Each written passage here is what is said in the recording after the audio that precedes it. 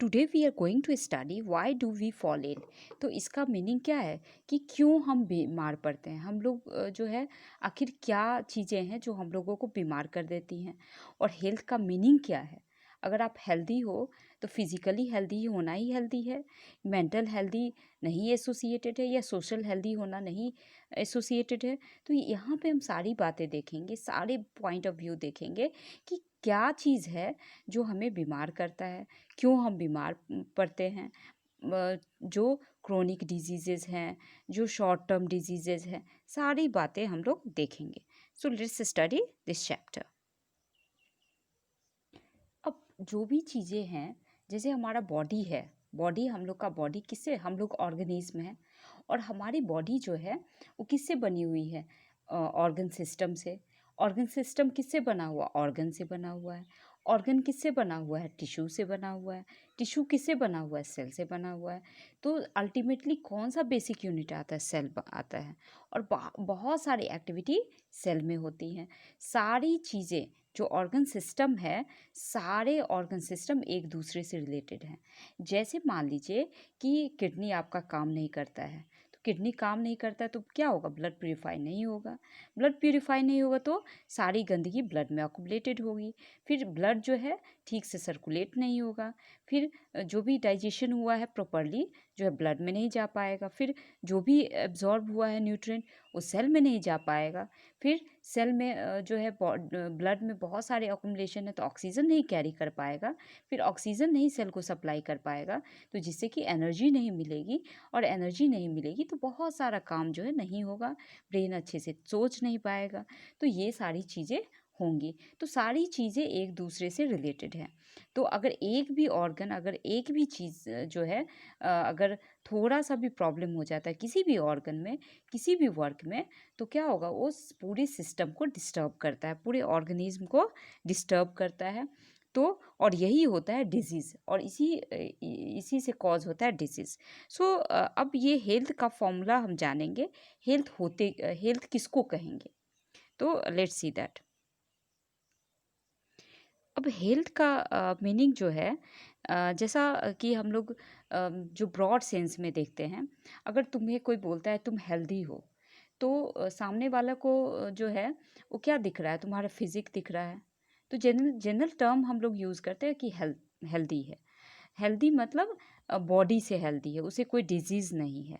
But जो health होता है, जैसे कोई भी चीज़ तुम अगर गलत बात अपने दोस्त को बोल देते हो, फिर दोस्त शिकायत कर देता है टीचर्स को, तो टीचर्स क्या बोलते हैं, this is not healthy attitude. जो तुम्हारा विचार है, तुम्हारा जो स्वभाव है वो अच्छा नहीं है। तो यहाँ पे हेल्थ फिजिकल मीनिंग नहीं हो गया, यहाँ पे हेल्थ क्या हो गया, मेंटल जो स्टेटस को दिखाया। फिर तुम अगर लड़ते हो, झगड़ते हो, तो ये क्या हो गया, सोशल। तो जो हेल्थ होता है उसमें तीनों चीज़ें आती हैं। ये जो हम बच्चे क्लास से पढ़ते आ रहे हैं कि फिजिकल, अगर आप के बॉडी में डिजीज़ नहीं है तो आप हेल्दी हैं, तो यहाँ पे ये गलत हो जाता है, ये नैरो सेंस हो जाता है, एकदम छोटा सा रूप हो जाता है, ये बड़ा सा रूप नहीं होता है। तो ये चीज़ें हेल्थ में आना ज़रूरी है। तो हेल्थ का मतलब होता है state of being well, in well physically, mentally and socially, तीनों चीज़ें में होनी चाहिए। कि वो अच्छी सोच रखता हो, उसके बाद जो है सोशली उसका जो है अच्छा बिहेवियर हो, सबसे उसकी दोस्ती हो, और जो होगा मेंटली, सोशली और फिजिकली तो रहना ही चाहिए। फिजिकली तो सबको पता है कि हेल्दी मतलब क्या होगा, लेकिन सोशली और मेंटली ये दोनों आ गया। Now let's move to personal and communities issue. Both matter of for health. मतलब क्या हो गया कि पर्सनल और कम्युनिटी इशू। तो इसमें हम लोग क्या पढ़ेंगे, हम लोग देखने वाले हैं। तो यहाँ पे अब जो है हेल्थ जो हो गया, जैसे कि हेल्थ में हमने बहुत सारी चीज़ें आ गई हेल्थ में, सोशली, मेंटली और फिजिकली तो है ही, दो चीज़ें आ गई। अब यहाँ पे जो हेल्थ का मीनिंग है, अगर सोशल और मेंटल आ गया तो ये जो है कम्युनिटी से जोड़ेगा। अब जो है आप अकेले ही हेल्दी नहीं हो सकते हैं, उसके लिए हेल्दी जो है जो कम्युनिटी में रहते हैं आप, उसको हेल्दी होना पड़ेगा। उसके बाद जो है आप मेंटली हेल्दी होना चाहते हैं तो आपको खुश रहना पड़ेगा। तो खुशी किससे मिलेगी? आपके सोसाइटी से। तो कम्युनिटी, सोसाइटी, फिजिकल इन्वायरमेंट में जैसे आपके इधर फ्लड आ गया, तो फ्लड आ गया या साइक्लोन आ गया या भूकंप आ गया, ये सब क्या है? Physical environment. ये भी आपको हेल्दी रखने में मदद करता है। तो अगर आप डर से जी रहे हैं कि अर्थक्वेक आ जाएगा, फिर मैं मर जाऊंगा, फिर ये हो जाएगा, या कोई भी चीज़, ऐसी चीज़ें हैं जो डर पैदा कर रही है, तब क्या होगा कि आपके माइंड जो है क्या हो जाएगा? वो हेल्दी नहीं रहेगा, वो मेंटली डिस्टर्ब होगा। तो हेल्दी नहीं रहेगा तो फिर क्या हो जाएगा? तब भी प्रॉब्लम है। तो जो सोसाइटी है, जो कम्युनिटी है, वो भी हेल्थ पे प्रभाव डालती है। कनेक्शन है दोनों के बीच में, हेल्थ और जो पर्सनल और ये जो हम लोग पढ़ रहे हैं, personal and community issue both matter for a health. दोनों मैटर करता है। जैसे फिजिकल इन्वायरमेंट वही हो गया, अर्थक्वेक ये सब आ गया, तो अब क्या होगा कि डर पैदा होगा। तो उसके बाद जो है, जैसे क्योंकि सोशल हेल्दी भी होना ज़रूरी है। ये तो मेंटल हेल्दी की बात हो गई। ये देखिए, सोशल हेल्दी कैसे होंगे हम लोग?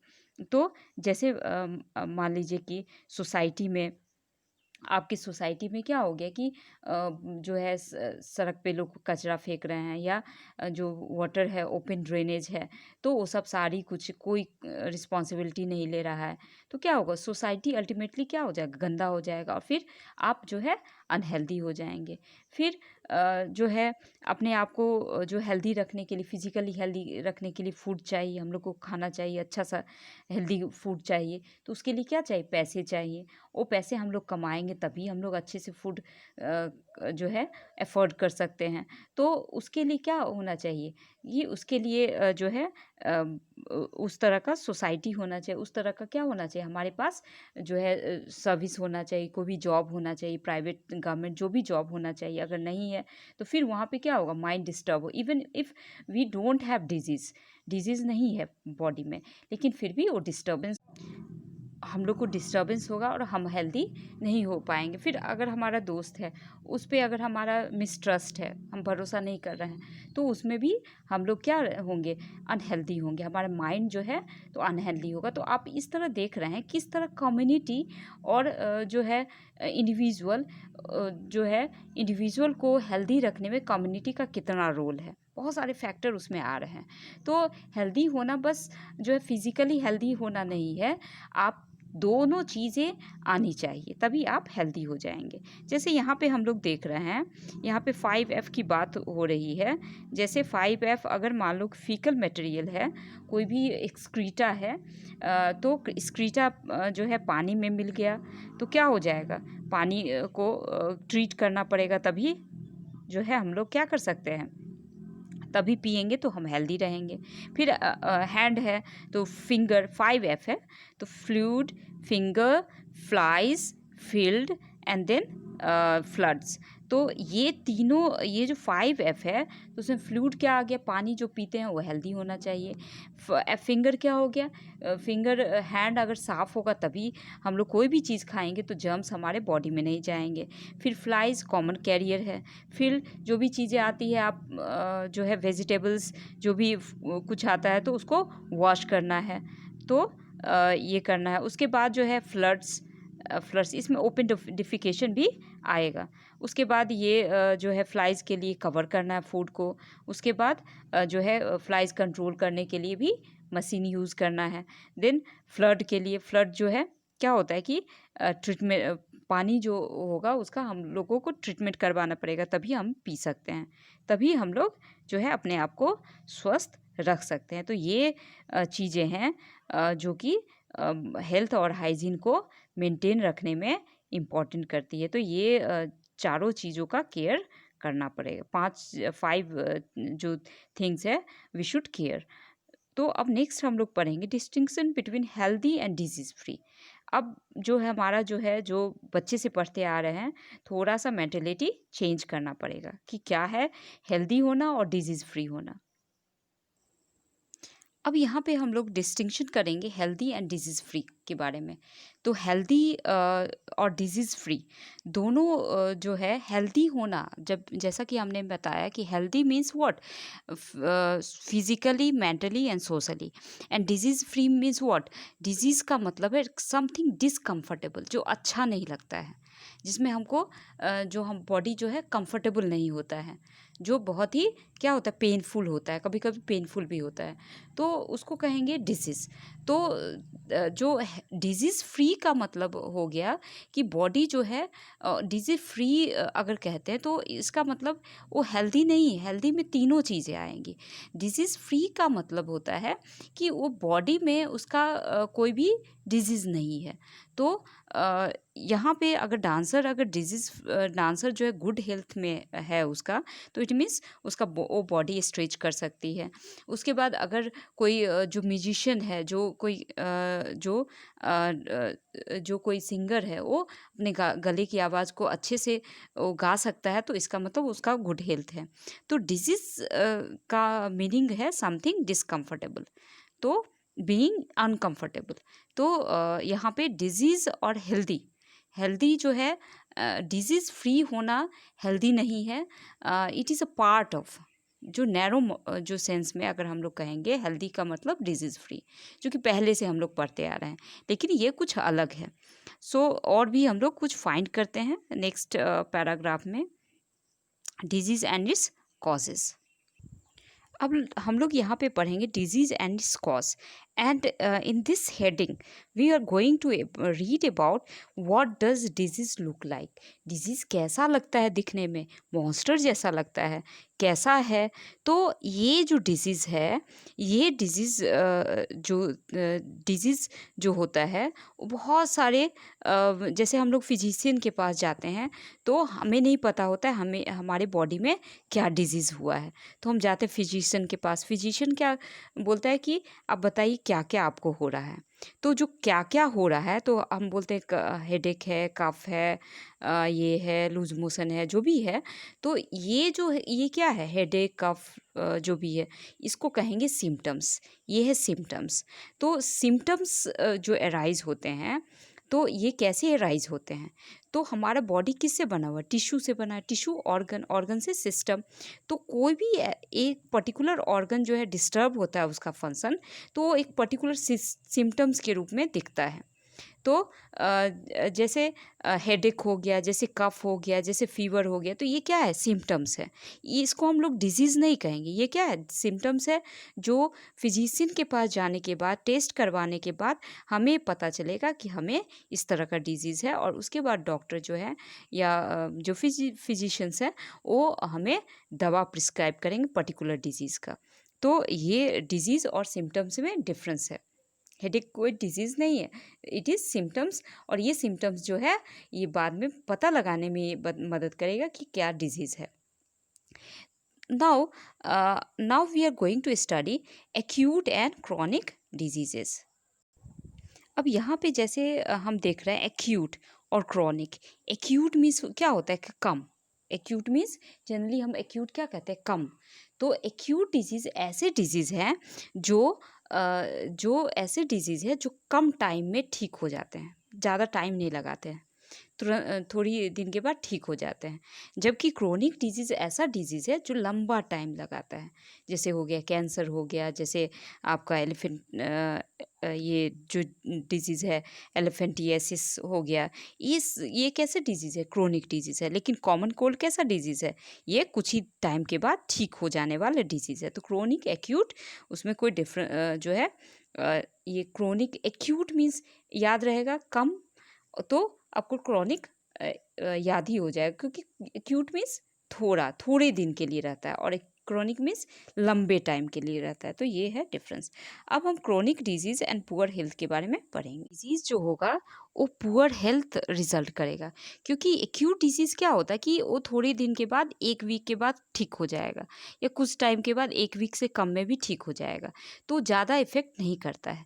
लेकिन जब क्रॉनिक डिजीज़ हो जाता है, चूँकि बॉडी का हर एक पार्ट एक दूसरे से रिलेटेड है, एक भी कुछ गलत हो गया, एक भी सिस्टम, एक भी चीज़ें अगर गलत चल रही है तो सारे सिस्टम को डिस्टर्ब करेगी। तो यहाँ पे क्या होता है, जब क्रॉनिक डिजीज़ होता है तो वो कुछ दिन के लिए नहीं होता, वो लंबे टाइम के लिए, साल, 2 साल, 3 साल, 4 साल ऐसे होता है। तो जैसे ट्यूबरक्लोसिस अगर किसी को हो गया तो वो बहुत दिन तक उसको जो है लंग्स में प्रॉब्लम होगा, अच्छे से वो बहुत टाइम तक वो टायर्ड फ़ील करेगा, वो अच्छा फ़ील नहीं करेगा। तो इस तरह होता है, तो लॉन्ग टर्म इफ़ेक्ट होते हैं क्रॉनिक डिजीज़ेज़ के, और सारे सिस्टम को डिस्टर्ब करते हैं। जब क्रॉनिक डिजीज़ हो जाता है, एक बार क्रॉनिक डिजीज़, तो दूसरे जो बॉडी पार्ट है वो खुद ही जो है बहुत सारे बॉडी पार्ट अफेक्टेड होते हैं, और वो भी डिजीज़ उसमें भी डिजीज़ आने का संभावना हो जाता है, दूसरा डिजीज़ आने का संभावना हो जाता है। तो अब नेक्स्ट हम लोग पढ़ेंगे कॉजेज़ ऑफ डिजीज़, बहुत इंपॉर्टेंट है। अब कॉजेज़ क्या है डिजीज़ का, ये तो हमने समझ लिया कि क्रोनिक डिजीज़ क्या है, एक्यूट डिजीज़ है, लेकिन अब इसका कॉज़ क्या है, किसके वजह से डिजीज़ होता है। सो बहुत इंटरेस्टिंग होने वाला है। So let's study causes of diseases. Now what are the causes of disease? Now we are going to study causes of diseases. अब यहाँ पे कॉज क्या क्या डिजीजेस के हो सकते हैं, तो अगर कोई बेबी है आपके घर में और उसको लूज़ मोशन हो रहा है, तो अब ये जो लूज़ मोशन हो रहा है तो उसका बहुत सारा रीज़न हो सकता है। जैसे जो बेबी है उसको लूज़ मोशन हो रहा है, हो सकता है अब ये लूज़ मोशन किसके वजह से हो सकता है, अनक्लीन वाटर पीने से।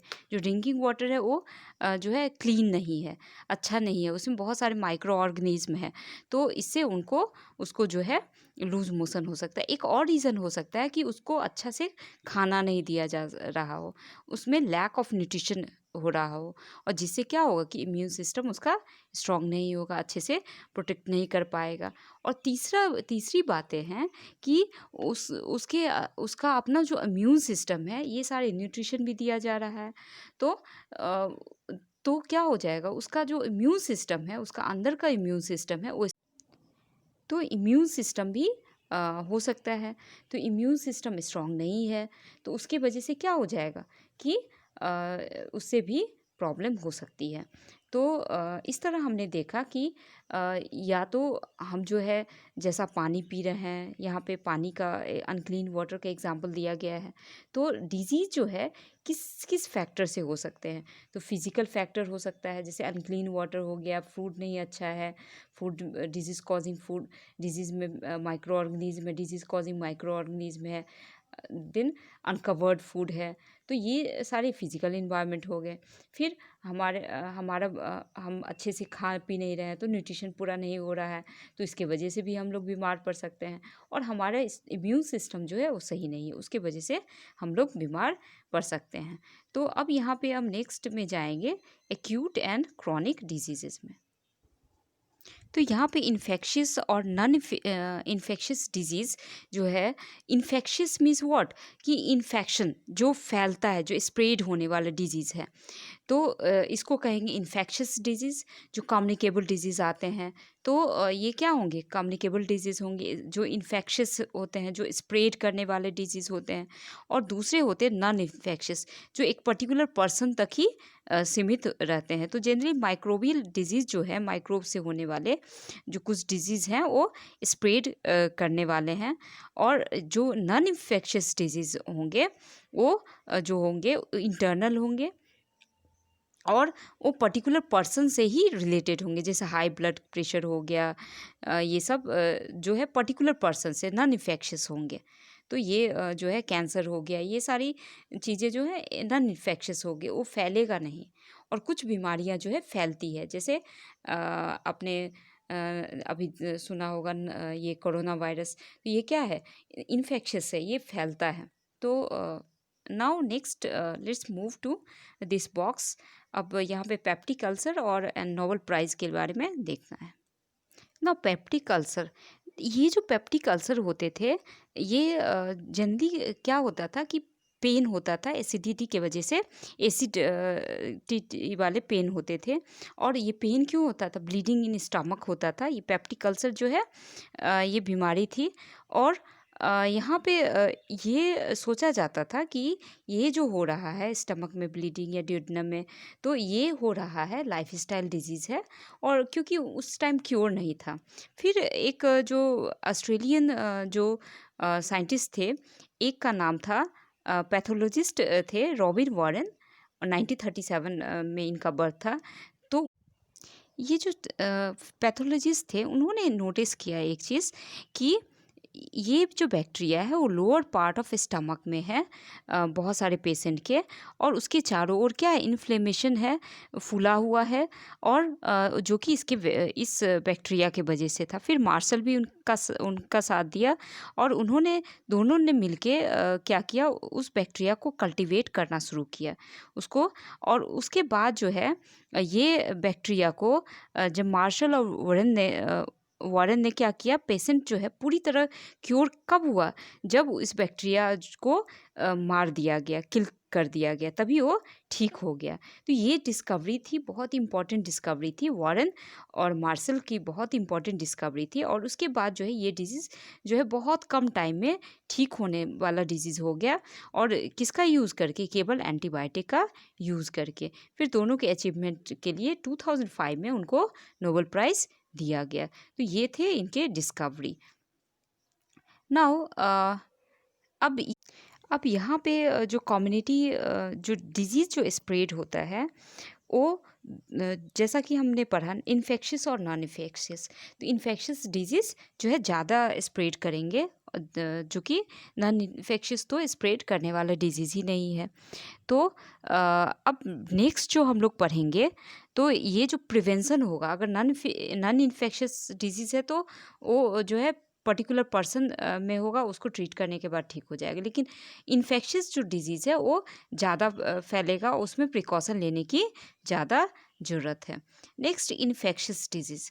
तो इन्फेक्शियस डिजीज़ जो है इन्फेक्शियस एजेंट से फैलते हैं, और वो different type of micro organism हो सकते हैं, जो कि सिंगल सेल माइक्रो ऑर्गेनिज्म होंगे, और बहुत सारे मल्टी सेलर जो होंगे ऑर्गेनिज्म भी होंगे, जैसे वर्म्स। फॉर एग्जांपल यहाँ पे सार्स वायरस जो है सार्स डिजीज़ कॉज करेगा। फिर ये जो है लिस्मेनिया है जो कालाजार कॉज करेगा। देन ये जो है आपका स्टेफाइलोकोकस है, कोकी है, जो कि एक्ने कॉज करेगा। देन ये जो है आपका ट्राइपेनोसोमा है, जो प्रोटोजोन्स है, जो कि स्लीपिंग सिकनेस कॉज करेगा। Now this is a worm, जो राउंड वर्म है, जो स्टमक जो स्मॉल इंटेस्टाइन में पाया जाता है। तो ये सारे जो है एजेंट है जो कि डिजीज़ कॉज करते हैं। Now we are going to read about the disease caused by different microorganisms. They can be bacterial, they can be viral, then they are caused by protozoans. तो आपने इधर देखा कि कैसे ये डिफरेंट जो डिजीज़ कॉज होते हैं डिफरेंट माइक्रो ऑर्गेनिज्म से। Now I am talking about, अब ये जो है यहाँ पे हम लोग बात करने वाले हैं कि जो वायरस है, वायरस जो है उसको होस्ट की ज़रूरत होती है, क्योंकि वायरस के बारे में आपको पता होगा, वायरस जो है होस्ट की ज़रूरत होती है। बिल्कुल वैसे ही घोस्ट को जैसे होस्ट की ज़रूरत होती है।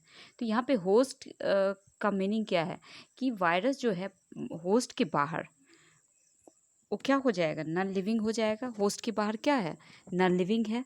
But inside the host it multiplies, बहुत जल्दी जल्दी मल्टीप्लाई करते हैं। जो भी माइक्रो ऑर्गेनिज्म है वो मल्टीप्लाई करते हैं, और बहुत सारे कुछ ही टाइम में बहुत सारे माइक्रो ऑर्गेनिज्म ये हो जाते हैं।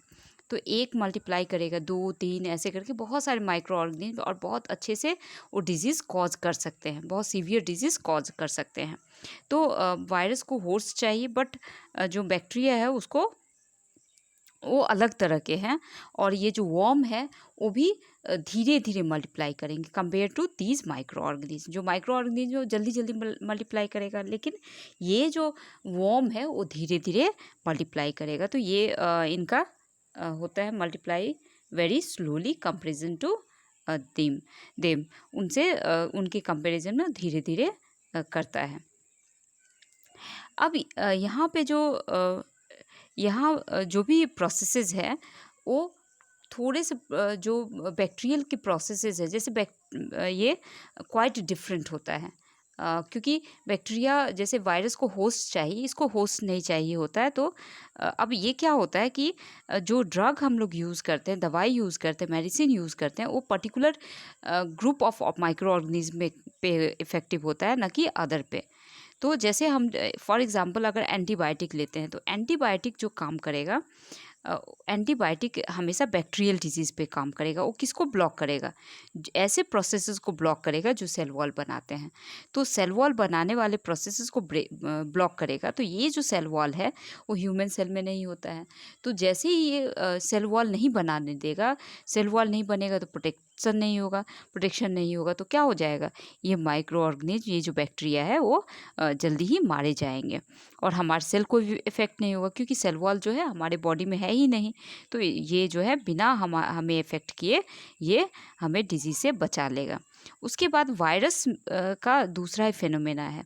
तो वायरस इसीलिए जो मेडिसिन हम लोग एंटीबायोटिक जो हम लोग को बैक्टीरियल डिजीज़ से प्रोटेक्ट करता है, वो वायरल डिजीज़ से नहीं प्रोटेक्ट करता है, क्योंकि वायरस के जो मैकेनिज़्म है वो कुछ अलग है।